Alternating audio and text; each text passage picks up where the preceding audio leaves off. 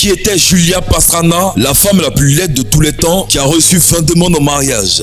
Julia Pastrana était une artiste chanteuse du 19e siècle souffrant d'hypertrichose. Pastrana, une femme indienne du Mexique, est née en 1834 quelque part dans l'état de Sinaloa. Elle souffrait d'une maladie génétique, l'hypertrichose terminale. Son visage et son corps étaient recouverts de poils.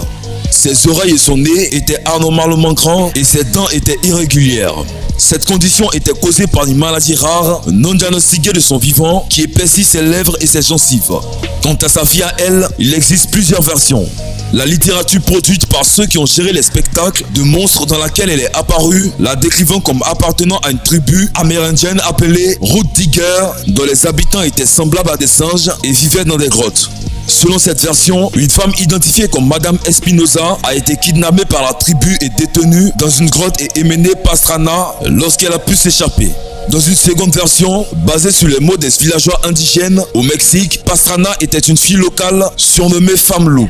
Dans cette version, Pastrana a vécu avec sa mère jusqu'au décès de celle-ci, après quoi son oncle l'a vendue au cirque. Les deux récits affirment qu'à un moment donné, elle a vécu dans la maison de Pedro Sanchez, le gouverneur de Sinaloa de l'époque, et a quitté la maison en 1854.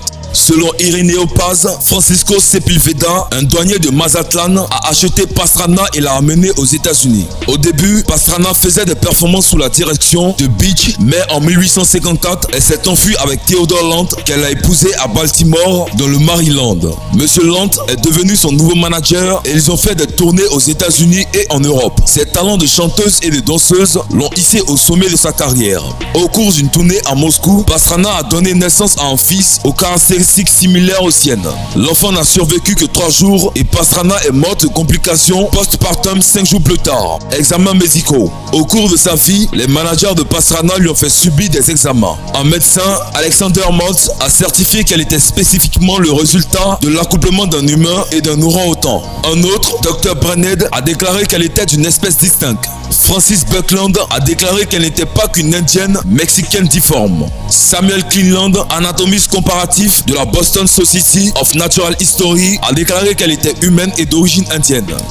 Décès de Julia Pastrana. Après la mort de Pastrana, son mari Lantz a vendu son corps et celui de leur fils au professeur Sokolov de l'université de Moscou qui les a conservés de manière permanente. Son corps a été préservé par taxidémie, un procédé qui combine des techniques de taxidermie et des produits chimiques d'embaumement. Après que les corps ont été conservés, M. Lantz lui les a rachetés et a commencé à les exposer dans toute l'Europe. Lantz a ensuite trouvé une autre femme aux traits similaires, l'a épousée et a échangé son nom de Marie Bartel en Zenora Pastrana, s'enrichissant grâce à son exposition. Certaines sources affirment qu'il a finalement été interné dans un établissement psychiatrique russe en 1884 où il est mort.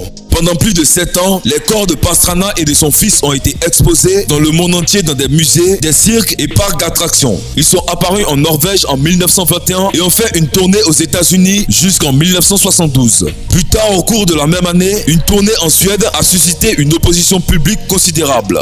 En février 2013, avec l'aide du gouverneur de l'État de Sinaloa, de l'artiste visuel Laura Anderson Barbata, basée à New York, des autorités norvégiennes et d'autres, le corps a été remis au gouvernement de Sinaloa et elle a finalement été enterrée.